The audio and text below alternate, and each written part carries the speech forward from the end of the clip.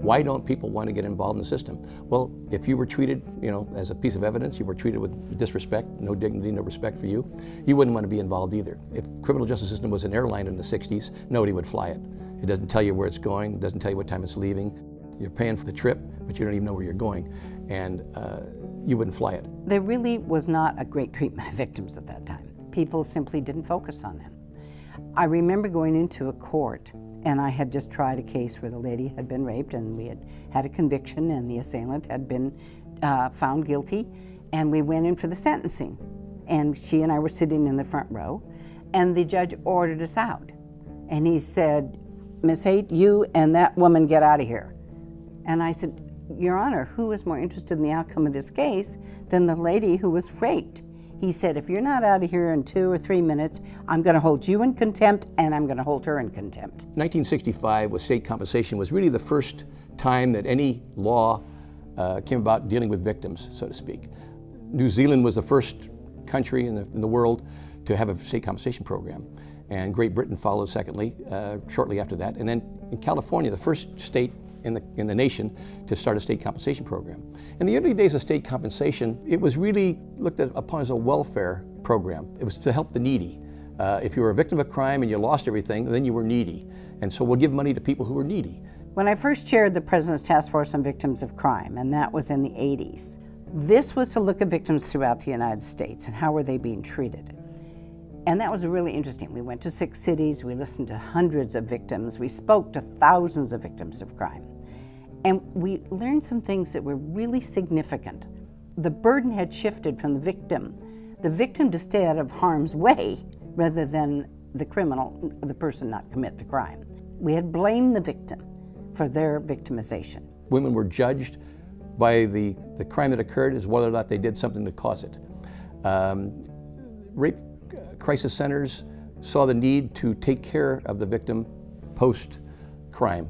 We found that the trauma that occurred to victims after the crime lasted forever. Rape crisis workers, they decided that they could educate women in the field and support the people. Change is very difficult. Difficult for people involved in the system for a long time, and it was always seen upon that the victim was not part of the system. You know that it's always the people of the state of California versus Joe Smith or whoever it may be. And it was a hard sell to the criminal justice system to let victims be a part of that. And then when we discovered that 50% of violent crime was not even reported, and this is through the Department of Justice, U.S. Department of Justice has a victimization survey, then we realized, my God, we have to do something about this. We have to change the way victims are treated. If anything, just to hold the criminal accountable so they won't victimize somebody else. We had victim compensation programs throughout the United States. 37 states had them in 1980. Most of them were almost defunct. They had very little money. We found out that there were no separate waiting rooms for victims. They were sitting out there in the hallways waiting to testify with some pretty horrific people, like the people that assailed them, that there was very little restitution, was not even talked about. What, victim restitution? What's that mean? The fact that somebody else should be made to pay for keeping the victims, making the victims whole again, which is a whole concept in civil law, but it never was in criminal law. So it was really a balancing of the criminal justice system.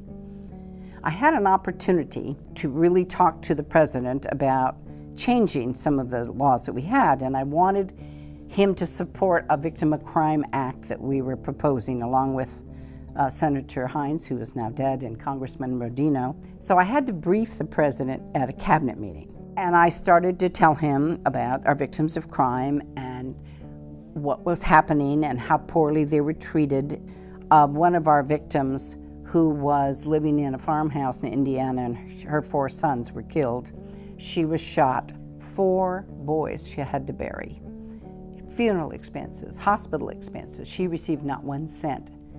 The people that did this, they were caught, they were in prison, they were getting therapy, they had medical help, their families were on welfare, and nothing was given to the victim. That's how out of balance our system was. So when I got to tell this to the president, and then all of a sudden the head of OMB interrupted and he said, Mr. President, this is just an entitlement. She just wants an entitlement. And I'll never forget, the president turned to the whole cabinet. He said, Donna, I don't think people get themselves boshed over the head, have to go to the hospital and get help to get money. I thought, boom. So we got the support from the president for the victims of crime. Well, the Victims of Crime Act was the thing that really helped victim services in California, especially all throughout the state. First of all, that California was the first program to really have a funding for victim services, and state compensation also received money from fines and penalties. We had the money there that was paid for fines and penalties. The Victims of Crime Act took the federal money and passed it on and did the same thing. We knew that we didn't have enough money in the state of California to continue to do the services we wanted to do.